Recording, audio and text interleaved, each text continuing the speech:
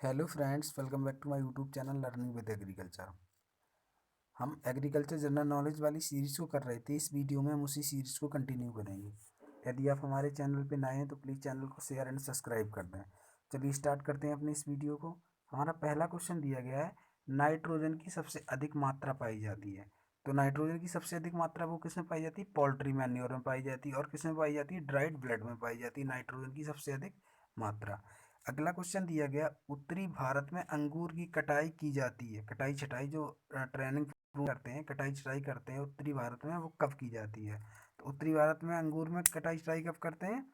जनवरी फरवरी में, यानी कि हमारा आंसर हो जाएगा सी वाला सही। अगला क्वेश्चन दिया गया है, पंखहीन कीट वर्ग उपवर्ग है, यानी कि जो पंखहीन होते हैं, जिन जिन इंसेक्टों में क्या होते हैं, पंख नहीं होते हैं, वो किस में आते हैं? वो किस में आते हैं? वो आते हैं इप्टेरिकोटा में। इप्टेरिकोटा में आते हैं इसमें। जैसे कि स्प्रिंग टेल्स आता है, टेल्सन टेल आता है, ये सब इंसेक्ट किस में आते हैं? इप्टेरिकोट्स में आते हैं, जिनमें कि पंख नहीं होते हैं। अगला दिया गया, रेतन प्रकार के मुखांग पाए जाते हैं। रेतन का मतलब होता है rasping type of mouth part are फाउंडेन्स। तो ये किस में पाए जाते हैं? ये पाए जाते हैं थ्रिप्स में। जो थ्रिप्स होते हैं, इंसेक्ट होते हैं थ्रिप्स, उनमें क्या है, ये रेस्पिंग टाइप माउथ पार्ट पाए जाते हैं। ये क्वेश्चन काफ़ी ज़्यादा इंपॉर्टेंट है कि रेस्पिंग टाइप माउथ पार्ट किस में पाए जाते हैं? ये पाए जाते हैं थ्रिप्स में। चलिए नेक्स्ट देखते हैं। हमारा अगला क्वेश्चन दिया गया है, कीट प्रबंधन का मुख्य उद्देश्य क्या है? क्या? The main objective of pest management. Pest management का जो मेन ऑब्जेक्ट होता है वो क्या है? तो पेस्ट मैनेजमेंट का मेन ऑब्जेक्ट क्या होता है? जो नासी कीट की संख्या होती है, उनको क्या करते हैं हम? आर्थिक क्षति के स्तर से नीचे लाते हैं, यानी कि to maintain the pest below economic injury level. जो हमारा EIL होता है, इकोनॉमिक इंजरी लेवल, ये वो लेवल होता है जब क्या होता है, इंसेक्ट की पॉपुलेशन बहुत ज़्यादा बढ़ जाती है और क्रॉप को बहुत ज़्यादा डैमेज होने लगता है, जिसको हम बोलते हैं इकोनॉमिक इंजरी लेवल। और हम जो हमारा इंटीग्रेटेड पेस्ट मैनेजमेंट होता है या ऑब्जेक्टिव ऑफ पेस्ट मैनेजमेंट होता है, तो उसमें हम क्या करते हैं? इंसेक्ट की पॉपुलेशन को इस लेवल से नीचे लाते हैं। ये हमारा मेन उद्देश्य होता है किसका? इंटीग्रेटेड पेस्ट मैनेजमेंट का, या main objective of pest management. अगला हमारा क्वेश्चन दिया गया, जीवाणु जनित रोग का नियंत्रण होता है कि जो बैक्टीरियल डिजीज होते हैं, तो उसका जो नियंत्रण पूछ रहे हैं कि बैक्टीरियल डिजीज का नियंत्रण किससे होता है? तो किससे होता है? जीवाणु प्रतिरोधी से होता है। किससे होता है? जीवाणु प्रतिरोधी से होता है, यानी कि कौन सा होता है? एंटीबायोटिक्स। एंटीबायोटिक्स का यूज करते हैं हम किसमें? बैक्टीरिया को किल करने के लिए। और फंजीसाइड का यूज किसमें करते हैं? फंगस को किल करने के लिए, टू किल दी फंगस। और जो वायरोसाइड होते हैं उनका किसमें करते हैं? वायरस को किल करने के लिए। अगला दिया गया, धान की सुगंधित प्रजाति, यानी कि धान की सुगंधित प्रजाति है, तो इसमें धान की सुगंधित प्रजाति कौन सी है? टाइप 3 धान की सुगंधित किस्म है, कौन सी? सेंटेड वेराइटी ऑफ राइस, कौन सी हो जाएगी? T3, यानी कि टाइप 3। अगला हमारा क्वेश्चन दिया गया, दलहनी फसलों में बीज शोधन किया जाता है। तो दलहनी फसलों में बीज शोधन किससे किया जाता है? राइजोबियम कल्चर से किया जाता है। ये राइजोबियम क्या होता है? ये एक बैक्टीरिया होता है। ये क्या करता है? जो एटमॉस्फेयर में 78% नाइट्रोजन होती है, उस नाइट्रोजन क्या करता है? ये फिक्स करता है, यानी कि क्या करते हैं? उस नाइट्रोजन का फिक्सेशन करते हैं। और जो कि दलहनी फसलें होती हैं, उनकी जड़ ग्रंथियों में क्या पाए जाते हैं? बैक्टीरियाज पाए जाते हैं। वो कौन से बैक्टीरिया होते हैं? राइजोबियम होते हैं। और इनमें एक एंजाइम पाया जाता है नाइट्रोजनेज को, नाइट्रोजनेज एंजाइम पाया जाता है, जो क्या करता है? इसमें नाइट्रोजन फिक्सेशन का काम करता है। अगला हम क्वेश्चन देखते हैं। अगला हमारा क्वेश्चन दिया गया, असिंचित असिंचित गेहूं की अनुशंसित प्रजाति है, यानी कि पूछा गया है रिकमेंडेड रेन ऑफ वीट, यानी कि वीट की ऐसी वैरायटी पूछी गई है। असिंचित असिंचित मतलब जहाँ पर क्या हो, सिंचाई की सुविधा कम उपलब्ध हो, तो उस क्षेत्र में हम गेहूं की कौन सी वैरायटी लगा सकते हैं? तो उसमें कौन सी लगा सकते हैं हम? राज 30-70 वैरायटी को हम असिंचित क्षेत्रों में भी, जहाँ पर हमारे पास सिंचाई की कम सुविधा उपलब्ध होती है, वहाँ उसको लगा सकते हैं। सूरजमुखी के तेल में कसैलापन होता है, तो जो सूरजमुखी होता है उसके तेल में कसैलापन किसकी वजह से होता है? ऑक्सीडेशन की वजह से होता है, यानी कि ऑक्सीकरण की वजह से होता है। इसमें अनसैचुरेटेड फैटी एसिड पाए जाते हैं, और इसमें कसैलापन किसकी वजह से होता है? ऑक्सीकरण, यानी कि ऑक्सीडेशन की वजह से। अगला दिया गया, कपास में रुई का प्रतिशत होता है। जो कपास होती है, तो कपास में क्या पूछ रहे हैं? जिनिंग परसेंट पूछ रहे हैं। जिनिंग का मतलब होता है रुई से मतलब होता है कि जो हम कपास में क्या प्लांट लगा रहे हैं, तो इसमें जिनिंग कितनी परसेंट होती है, इसको बोलते हैं हम रुई का प्रतिशत। तो इसका हमारा आंसर होएगा 25 से ऊपर होती है, यानी जिनिंग समथिंग 33 की समथिंग होती है कपास में जिनिंग परसेंट। अगला क्वेश्चन देखते हैं। हमारा अगला क्वेश्चन दिया गया कोशिका का विद्युत ग्रह कैसे कहते हैं, यानी कि पावर हाउस ऑफ सेल। तो पावर हाउस ऑफ सेल कैसे कहते हैं, माइटोकॉन्ड्रिया को कहते हैं पावर हाउस। अब पूछा गया है सही युग्म है, यानी कि ये दिया गया है, इसमें से पूछा गया कि सही युग्म क्या है। चलिए इसको देख लेते हैं। वाइट ग्रह, यानी सबसे पहले क्या दिया गया है, वाइट ग्रह दिया गया है। तो इसमें देख लेते हैं सबसे पहले क्या दिया गया है, वाइट ग्रह दिया गया है। तो वाइट ग्रह धान में नहीं नहीं, ये तो गलत हो जाएगा, फर्स्ट हमारा गलत हो जाएगा। वाइट ग्रह किस में लगता है, वाइट ग्रह लगता है किसमें, मूंगफली में लगता है। इसके बाद में दिया गया है गन्ना का शुगर कैन बीबल। शुगर कैन बीबल भी इसमें नहीं लगता है, शुगर कैन बीबल होता है लेकिन ज़्यादा इस पर अटैक नहीं करता है।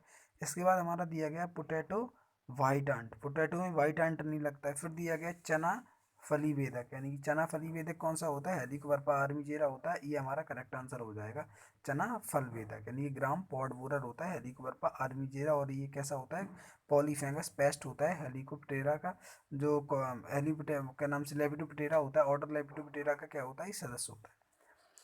ब्लड रेड किसकी प्रजाति है, तो ब्लड रेड प्रजाति माल्टा की है। टमाटर की बीज दर ग्राम प्रति हेक्टेयर कितनी होती है, 4 से 5 ग्राम होती है। सब्जियों की सामान्यता आवश्यकता प्रतिदिन प्रति व्यक्ति कितनी होती है, 285 से 300 ग्राम प्रति व्यक्ति प्रतिदिन आवश्यकता होती है सब्जी की। अगला हमारा क्वेश्चन दिया गया है कौन सा ऑक्सीजन नहीं है, ये पूछ रहा है कि कौन सा ऑक्सीजन नहीं है। तो इसमें हमारा आंसर क्या हो जाएगा, जिब्रेलिक एसिड। ये क्या है, ऑक्सीजन नहीं है, बाकी के सारे ऑक्सीजन है। 2,4-D भी ऑक्सीजन है, और इंडोल क्या दिया गया, इंडोल एसिटिक एसिड भी ऑक्सीजन है, और फिर दिया गया इंडोल बेटारिक एसिड, ये भी ऑक्सीजन है। तो इसमें हमारा आंसर क्या हो जाएगा, जिब्रेलिक एसिड। अगला दिया गया सुपरस्टार। सुपरस्टार की प्रजाति है, गुलाब की प्रजाति है। पूछ रहे हैं कि निम्नलिखित में से कौन सा फल नहीं है, तो टमाटर फल नहीं है। टमाटर क्या फल नहीं है, यानी कि डी आंसर हमारा सही हो जाएगा, टमाटर फल नहीं है। और ये मैंगो, नींबू और ये अमरूद, ये सब फल हैं। भारतवर्ष में सकल उत्पादन में भारतवर्ष में सकल उत्पादन में कृषि का योगदान, यानी कि पूछ रहे हैं कृषि का योगदान कितने परसेंट है, तो ये कितना हो जाएगा, 30% हो जाएगा सकल उत्पादन में। अगला दिया गया जीडीपी पूछ रहा है यहाँ पे, यानी कि पूछ रहा है contribution of agriculture to GDP in India. तो जीडीपी का योगदान कितना, 30% है। जो हमारा टोटल ग्रॉस डोमेस्टिक प्रोडक्ट होता है, यानी कि हम अपनी कंट्री से जब कोई चीज़ को, कोई भी सामग्री को विदेश में जो बेचते हैं, तो उससे हमें जो 100% लाभ प्राप्त होता है, उसमें 30% किससे होता है, एग्रीकल्चर से होता है। 30% किससे प्राप्त होता है हमें जीडीपी में, सिर्फ एग्रीकल्चर से होता है, यानी कि कॉन्ट्रीब्यूशन कितना, 30% है। प्रेजेंट समय में जैसे इनका जीडीपी का जो योगदान होता है वो घटता बढ़ता रहता है, तो प्रेजेंट समय में अभी कुछ और है। 1 हेक्टेयर में गन्ना बोने में गन्ने के टुकड़ों की आवश्यकता होती है। तो 1 हेक्टेयर गन्ने की जब हम बुवाई करते हैं तो कितने सेट्स की आवश्यकता पड़ती है, तो कितने सेट्स की आवश्यकता पड़ती है, 35 से 40 हज़ार। तो यहाँ पर हमारा आंसर हो जाएगा बी वाला सही। और इनको बोने से पहले हम क्या करते हैं, इनको उपचारित करते हैं एरोटैन या एग्लोल रसायन से। ये क्या होते हैं, फंजीसाइड होते हैं, जो गन्ने में एक डिजीज लगता है, रेट रोट। कौन सा डिजीज लगता है, रेट रोट लगता है, ये इंपॉर्टेंट क्वेश्चन है। रेट रोट डिजीज लगता है जो किससे लगता है, फंगस से लगता है, कॉलेक्टोट्रिकम फुल्काटम से लगता है। तो इनके टुकड़ों का हम क्या करते हैं, उपचारित करते हैं किससे, एग्लाल और एरिटॉन रसायन से। तो ये भी काफ़ी इंपॉर्टेंट हो जाता है। अगला क्वेश्चन दिया कि जवाहर रोजगार योजना प्रारंभ हुई थी। तो ये कब हुई थी, 1989 में जवाहर रोजगार योजना प्रारंभ हुई थी। अगला पूछा गया है निम्नलिखित में कौन सा अनुलेखन द्वारा उत्पादित होता है, इसको इंग्लिश में पढ़ लेते हैं। दिया गया है which of the following is produced by the transpiration, क्या दिया गया है, ट्रांसक्रिप्शन। पूछ रहे हैं कि ट्रांसक्रिप्शन से क्या क्या चीज़ प्राप्त होती है। तो यहाँ पर हमारा आंसर क्या हो जाएगा, ट्रांसक्रिप्शन से क्या होता है, आरएनए होता है। जो हमारा क्या राइबोन्यूक्लिक एसिड होता है, वो किससे होता है, ट्रांसक्रिप्शन से उत्पादित होता है। अगला दिया गया है एक एकल स्वनिषेचित समयुग्मी की संततियों को कहते हैं, यानी कि पूछा गया है the progeny of a single cell fertilised homozygous individual is known as. तो इसे कहते हैं हम प्योर लाइन कहते हैं। क्या कहते हैं, इसको कहते हैं शुद्ध वंशक्रम या प्योर लाइन कहते हैं, प्योर लाइन या शुद्ध वंशक्रम। यानी कि क्या होता है, जब एकल स्वनिषेचित समयुग्मी की संततियों को कहते हैं हम क्या, प्योर लाइन कहते हैं। अगला हमारा क्वेश्चन दिया गया है, क्या दिया गया है अगला क्वेश्चन, एक एकादि सूत्री व्यक्ति की गुणसूत्र संख्या होती है। क्या दिया गया है, इंग्लिश में पढ़ लेते हैं। दिया गया है the chromosome number of trisomic individual would be, यानी कि ट्राइसोमी होता है, ट्राइसोमी में क्या होता है, इस कॉन्सेप्ट को हम थोड़ा समझ लेते हैं। इसमें दिया गया क्या दिया गया, ट्राइसोमिक। ट्राइसोमिक क्या होता है, यदि अगर किसी व्यक्ति में गुणसूत्रों की संख्या में, या तो फिर 2n प्लस का मतलब होता है 2n+1, यानी कि या तो फिर एक जोड़ी गुणसूत्र इनमें क्या हो जाते हैं, ऐड हो जाते हैं, उन्हें हम बोलते हैं ट्राइसोमिक। जैसे कि मान लो कि गेहूं में गुणसूत्रों की संख्या कितनी होती है, 42 होती है, और इसमें अगर ट्राइसोमी होगी तो इसमें क्या होगा, 1 पेयर क्रोमोजोम क्या होंगे इसमें ऐड हो जाएंगे, तो ये कितना हो जाएगा, 44 क्रोमोजोम हो जाएंगे किस अवस्था में, जब इसमें क्या होगा, ट्राइसोमी होगी। अगला दिया गया, उत्परिवर्तन शब्द का प्रयोग किसने किया था, म्यूटेशन शब्द किसने दिया था, हुगो डी वरीज ने दिया था म्यूटेशन शब्द। म्यूटेशन क्या होता है, जीन में अचानक परिवर्तन म्यूटेशन कहलाता है। अगला हमारा क्वेश्चन दिया गया है, शुद्ध वंशक्रम सिद्धांत किसने दिया था, यानी कि प्योर लाइन थ्योरी किसने दी थी, प्योर लाइन थ्योरी। तो प्योर लाइन थ्योरी किसने दी थी, W.L. जॉनसन ने दी थी प्योर लाइन थ्योरी। कृष्णनील एक खरपतवार है, कृष्णनील कैसा खरपतवार है, कृष्णनील एक वर्षीय यानी कि एनुअल प्लांट हो जाएगा हमारा, क्या एक वर्षीय खरपतवार है कृष्णनील। और ये किस सीजन में होता है, ये होता है रवि के सीजन में। अगला हमारा क्वेश्चन दिया गया, जिंक जिंक सल्फाइड। जो जिंक सल्फाइड होता है उसमें कितना होता है, 80% क्या होती है, डस्ट होती है, धूल होती है, 80%। ये क्या है, जिंक सल्फाइड एक, ये क्या है, एक इंसेक्ट या पेस्टिसाइड है, का प्रयोग किया जाता है। तो इसका प्रयोग अब पूछ रहे हैं कि इसका प्रयोग किया जाता है, तो इसका प्रयोग किस लिए किया जाता है, ये होता है क्या, एक जिंक सल्फाइड एक चूहानाशी होता है, ये क्या होता है, पेस्ट होता है। तो यहाँ पर हमारा हो जाएगा सी वाला ऑप्शन सही। जिंक सल्फाइड क्या होता है, चूहा के यानी कि चूहानाशी होता है, चूहों को मारने के लिए यूज किया जाता है, ये पेस्टिसाइड होता है। अगला दिया गया, मेंडल द्वारा मटर के पौधों का चयन किया गया था, क्योंकि जब मेंडल ने किया, pea plant was chosen by the Mendel because, मतलब ये पूछ रहे हैं कि मेंडल ने जो अपना जेनेटिक वाला इसमें क्या किया था इन्होंने, मेंडल ने क्या किया था, फिर इन्हें फादर ऑफ जेनेटिक्स कहा जाता है। जब इन्होंने अपना काम मटर पे किया था, तो इन्होंने मटर को क्यों चुना था, ये पूछ रहे हैं। तो ये मटर को उन्होंने क्यों चुना था, क्योंकि ये विपरीत गुणों वाला था, इसमें सारे कैरेक्टर्स अलग अलग पाए जा रहे थे, इसलिए मेंडल ने क्या किया था, मटर को सिलेक्ट किया था। अगला दिया गया, ऑस्मोसिस की खोज किसने की थी, ऑस्मोसिस पूछ रहे हैं कि ऑस्मोसिस की खोज किसने की थी। तो ऑस्मोसिस की खोज किसने की थी, ये खोज की थी किसने, सेस ने। सेस थे, इन्होंने क्या की थी, ऑस्मोसिस की खोज की थी। जड़ दबाव नापा जाता है, यानी कि जो रूट प्रेशर होता है, रूट का प्रेशर होता है, जड़ का दबाव होता है, वो किससे नापा जाता है, वो मोनोमीटर से नापा जाता है। और पोटोमीटर से क्या मापा जाता है, बाष्पोत्सर्जन को मापा जाता है। चलिए नेक्स्ट देख लेते हैं। हमारा अगला क्वेश्चन दिया गया है, 1994-95 में भारतवर्ष में अनाजों का कुल उत्पादन कितना था, यानी कि 1994-95 की बात कर रहे हैं कि भारतवर्ष में कुल अनाजों का उत्पादन कितना था। तो कितना था, 191.1 मिलियन टन, यानी कि बी आंसर सी आंसर हमारे यहाँ पे सही हो जाएगा, 191.1 मिलियन टन।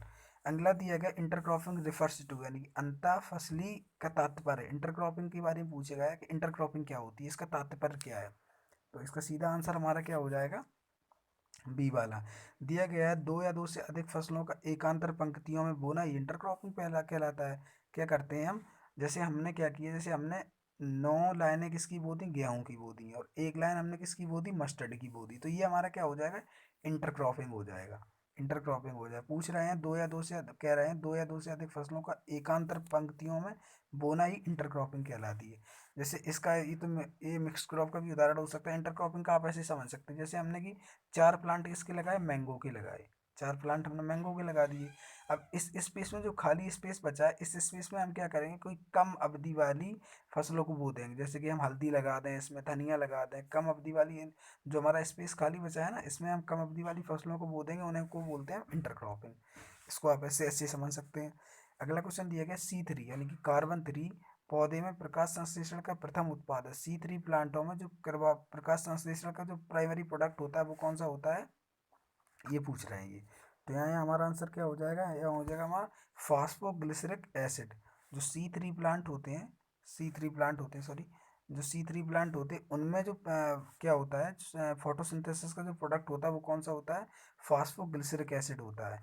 और जो C4 प्लांट होते हैं, कैसे कार्बन 14 वाले ये C4 प्लांट होते हैं, इनमें क्या होता है, ऑक्जिलिक एसिडिक होता है, ऑक्जिलिक एसिटिक एसिड, यानी OAA होता है इनमें, क्या प्राइमरी प्रोडक्ट किसका, फोटोसिंथेसिस का। और C3 प्लांट में क्या होता है PAA, फास्फोग्लिसरिक एसिड, यानी कि PGA होता है, पी इसमें, यानी कि C3 प्लांटों में क्या होता है, पीजीए होता है, फास्फोग्लिसरिक एसिड होता है प्राइमरी प्रोडक्ट किसका, फोटोसिंथेसिस का, प्रकाश संश्लेषण का।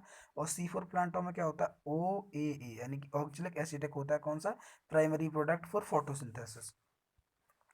नेक्स्ट देखते हैं, हमारा अगला क्वेश्चन दिया गया है, संकरण का परिणाम क्या है, यानी कि hybridisation, hybridisation result into, hybridisation से क्या होता है, जब हम किसी हाइब्रिड वैरायटी को तैयार करते हैं तो उसका पूछ रहे हैं कि रिजल्ट, उसका रिजल्ट क्या होता है। तो यहाँ पर हमारा आंसर क्या हो जाता है, इनमें क्या होता है, जीन का पुनः स्थापन होता है, जीन का क्या होता है, पुनः स्थापन होता है, यानी कि ए हमारा सही हो जाएगा। दिया गया है कि हाइब्रिडाइजेशन का मतलब क्या है, तो जीन का पुनः स्थापन होता है, यानी कि रीअरेंजमेंट ऑफ जीन होता है किसमें, हाइब्रिडाइजेशन में, जिससे क्या करते हैं हम हाइब्रिड वैरायटियों को तैयार करते हैं। अगला पूछा पूछा क्वेश्चन पूछा गया, विशिष्ट खेती का उदाहरण है, यानी कि जो हमारी स्पेशलाइज्ड फार्मिंग होती है, जन एग्जाम्पल ऑफ, स्पेशलाइज्ड फार्मिंग का एग्जाम्पल क्या होता है। तो यहाँ पर हमारा आंसर क्या हो जाएगा, type of farming, type of farming आती है किसमें, स्पेशलाइज्ड फार्मिंग किसमें आ जाएगी, खेती के प्रकार में आ जाएगी, टाइप ऑफ फार्मिंग होगा, ये आंसर हो जाएगा। दिया गया है, जीवन का भौतिक आधार किसे कहते हैं, तो जीवन का आधार, भौतिक आधार किसे कहते हैं, प्रोटोप्लाज्म को कहते हैं जीवन का, जिसकी खोज किसने की थी, पुरकिंजे ने की थी। अगला हमारा क्वेश्चन दिया गया है, फल पकने का नियंत्रण करने वाला हार्मोन्स कौन सा है, तो फल पकाने वाला, नियंत्रण करने वाला हार्मोन्स कौन सा हो जाएगा, हमारा एथिलीन हो जाएगा, यानी कि बी आंसर हमारा करेक्ट हो जाएगा। नेक्स्ट देखते हैं, हमारा अगला क्वेश्चन दिया गया है, बाष्पोसर्जन, क्या दिया गया है, बाष्पोसर्जन यानी कि ट्रांसपीरेशन, बाष्पोसर्जन की दर वातावरण के दबाव में कमी से, क्या पूछा गया, पूरा अच्छे से पढ़ लेते हैं, वाष्पोसर्जन की दर वातावरण के दबाव में कमी से, पूछ रहे हैं कमी से, जैसे कि पूछ रहे हैं कि वाष्पोसर्जन की दर जब वातावरण में दबाव कमी होती है तो क्या होता है इसमें। तो इसमें हमारा आंसर क्या हो जाता है, देखो, जब वाष्पोसर्जन की ट्रांसपीरेशन की रेट वातावरण में दबाव से कम होती तब क्या होता है, बढ़ जाता है, क्या होता है, बढ़ जाती है, बढ़ जाएगी वाष्पोरेशन की रेट।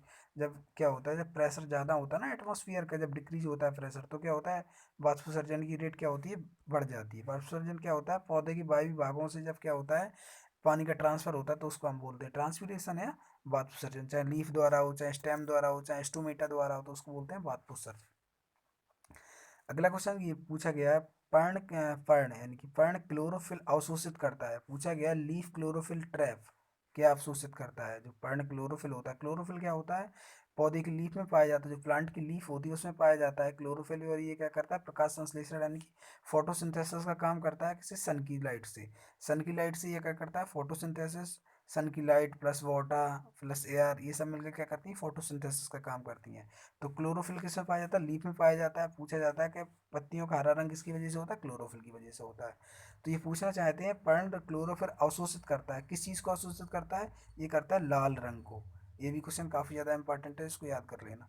अगला क्वेश्चन दिया गया, विश्व पर्यावरण दिवस कब मनाया जाता है, वर्ल्ड एनवायरनमेंट डे कब मनाया जाता है, 5 जून को मनाया जाता है। फिर पूछा गया, back cross is a cross between, यानी कि जब हम बैक क्रॉस करते हैं, दिया गया प्रतीप संकरण होता है। देखो, जब हम बैक क्रॉस करते हैं तो बैक क्रॉस में क्या करते हैं, जब हमें डिजीज रेसिस्टेंट कोई प्लांट को क्या करना होता है, तैयार करना होता है, तब हम बैक क्रॉस करते हैं। ये काफ़ी लंबा मेथड होता है, इसको समझाने में काफ़ी टाइम लग जाएगा, तो टाइम वीडियो काफ़ी लंबा हो जाएगा।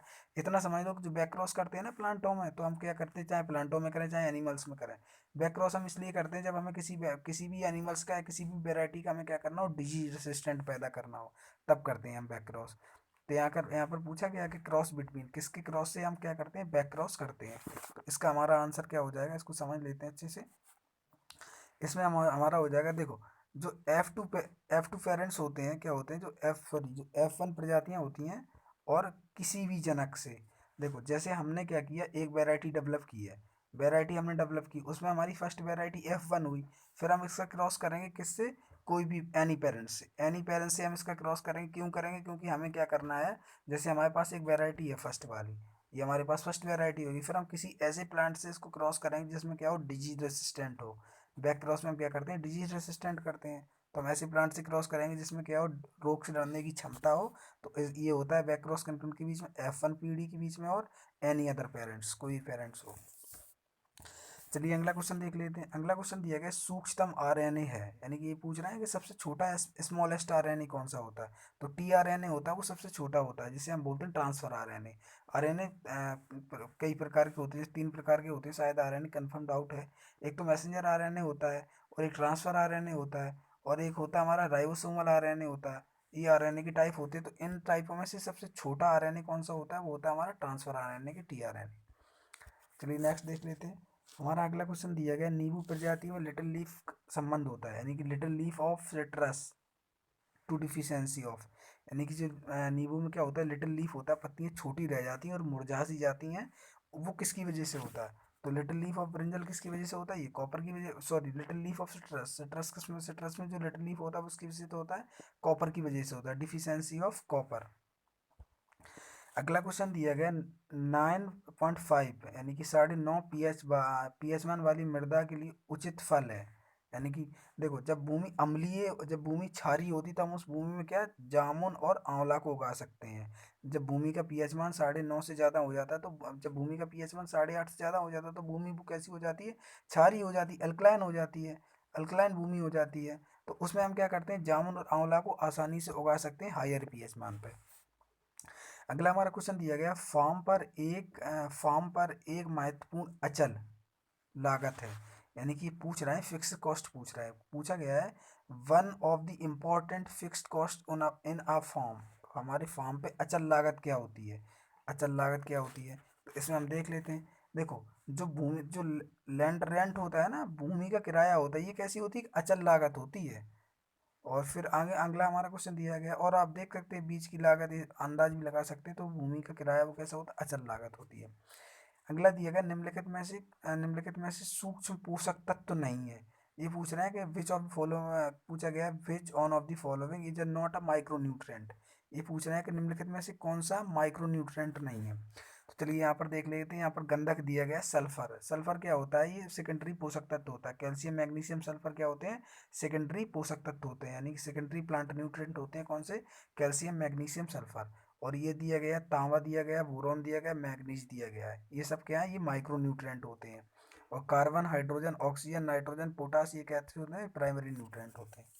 जिनकी ज़्यादा मात्रा में आवश्यकता पड़ती है प्लांट को, प्राइमरी न्यूट्रिएंट होते हैं। और जिनकी थोड़ी कम मात्रा में आवश्यकता पड़ती है, वो हमारे सेकेंडरी न्यूट्रिएंट होते हैं, जैसे कैल्शियम मैग्नीशियम सल्फर। और जिनकी बहुत कम मात्रा में आवश्यकता, जो कम पीपीएम में प्लांट में पाए जाते हैं, उन्हें हम माइक्रो न्यूट्रिएंट कहते हैं। अगला हमारा क्वेश्चन दिया गया, फलदार वृक्षों पर पाले का असर कम होता है, पूछा गया है कि फलदार वृक्षों पर पाले का असर कम होता है, तो ये क्यों होता है? तो इसका हमारा आंसर क्या हो जाएगा, फलदार वृक्षों पर पालो ये होता है, जब हम जैसे मान लो अगर हमने कोई क्रॉप क्रॉप हमारी लगी हुई है, और अगर हम क्या करते हैं, जब आपको पता चले कि पाला पड़ रहा है, बहुत पाला बहुत ज़्यादा पड़ रहा है, तो आप इरिगेशन कर दो, सिंचाई कर दो। तो क्या है कि जो पाले का इफेक्ट जो भी क्रॉपों में पड़ता है, जैसे कि पपाया है, पपाया पे जो पाले का इफेक्ट पड़ रहा है, तो आप क्या करो, उसमें सिंचाई कर दो, तो पाले का इफेक्ट बिल्कुल ही नहीं पड़ेगा। आगे दिया है, क्लोरोफिल नहीं बनता है, यानी कि the chlorophyll does not form in the absence of, किसकी अनुपस्थिति में क्लोरोफिल नहीं बनता है, यानी कि इनमें से किसकी कमी हो जाएगी तो क्लोरोफिल नहीं बनेगा। तो मैग्नीशियम और फेरस दो होते हैं, एक तो होता है Fe होता है, और एक एक कौन सा होता है, एक Mg होता है। अगर इन दोनों की डिफिशियंसी होगी तो क्लोरोफिल का निर्माण नहीं होता है, क्योंकि मैग्नीशियम और फेरस से ही मिलकर क्लोरोफिल बना होता है। तो अगर मैग्नीशियम की अनुपस्थिति होगी तो क्लोरोफिल का निर्माण नहीं होगा, पत्तियों में जिससे ही वो फोटोसिंथेसिस नहीं कर पाएंगी, फोटोसिंथेसिस नहीं कर पाएंगी तो प्लांटों के अंदर क्या होगा, भोजन का निर्माण नहीं हो पाएगा।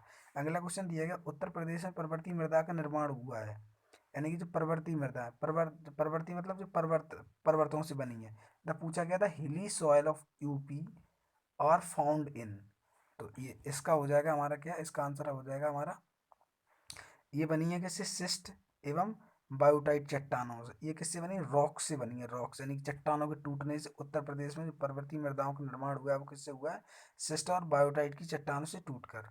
जब इसमें आप रॉक साइकिल के बारे में पढ़ेंगे, रॉक्स का पढ़ेंगे, तो आपको समझ में आ जाएगा सॉइल साइंस में सारी चीज़ें। अगला क्वेश्चन दिया गया, ग्राम समाज भूमि पर, क्या दिया गया, ग्राम समाज भूमि पर वातावरण प्रदूषण कम करने हेतु धन अथवा फलदान वृक्ष लगाए को कहा जाता है। देखो, ये पूछ रहे हैं सोशल फॉरेस्ट्री के बारे में, कह रहे हैं, इन्होंने कहा था practice of raising forest of fruit tree on the society land of the reduce the atmosphere pollution is known as. तो ये हमारा क्या हो जाएगा, ये हमारा होगा सोशल फॉरेस्ट्री। हम क्या करते हैं, सोशल फॉरेस्ट्री में ऐसे वृक्षों को लगाते हैं, सामाजिक वानिकी में ऐसे वृक्षों को लगाते हैं। आप कभी सिटियों में जाते हैं तो आपको एक सोशल फॉरेस्ट्री मिलती है, सामाजिक वानिकी मिलती है, ऐसे वृक्षों को लगाते हैं जिससे हमें क्या, फ्रूट भी मिल जाता है, और क्या होता है, जो हमारे एनिमल्स होते हैं, एनिमल्स फीड के लिए पत्तियां भी मिल जाती हैं। और क्या मिलता है, और हमें क्या फ्यूल के लिए लकड़ियां भी मिल जाती हैं, यानी कि इनर फ्यूल मिल जाता है, जिससे कि हम कर सकते हैं फ्यूल का भी काम कर सकते हैं। जैसे हमें फ्यूल के लिए मतलब फ्यूल लकड़ियां भी मिल जाती हैं, जिससे कि हम खाना पका सकते हैं। और हमें क्या फ्रूट भी मिले, और हमें क्या इसमें जैसे फीड एनिमल फीड के लिए हमें क्या मिल जाता है, पत्तियां भी मिल जाती हैं। तो इसे हम बोलते हैं सोशल फॉरेस्ट्री, सामाजिक वानिकी हो जाएगा। थोड़ा अच्छे से एक्सप्लेन नहीं कर पाया, इसके लिए माफ़ी चाहता हूँ। थोड़ा जल्दी जल्दी कर रहा हूँ इस वजह से, क्योंकि वीडियो कहीं लंबा ना हो जाए। फिर दिया गया कृषि आधारित जलवायु का क्या दिया गया, कृषि आधारित जलवायु प्रमाण का मूल विचार तैयार किया जाता है। इसको थोड़ा इंग्लिश में पढ़ लेते हैं। दिया गया था concept of agro climatic zone was developed by. ये पूछ रहे हैं कि एग्रो क्लाइमेटिक जोन को डेवलप करने में किसकी भूमिका ज़्यादा रही है, यानी किसने एग्रो क्लाइमेटिक जोन के डेवलपमेंट के बारे में बात की है। तो यहाँ पर हमारा कौन सा हो जाएगा, ICAR, Indian council of agriculture research, new Delhi. Indian council of agriculture research, new Delhi. इन्होंने क्या किया था, जो एग्रो क्लाइमेटिक जोन थे ना, इन एग्रो क्लाइमेटिक जोन को ICAR के ही द्वारा बनाया गया था कि किस क्षेत्र में कितने एग्रो क्लाइमेटिक जोन हो रहेंगे उनकी क्लाइमेटी के आधार पर।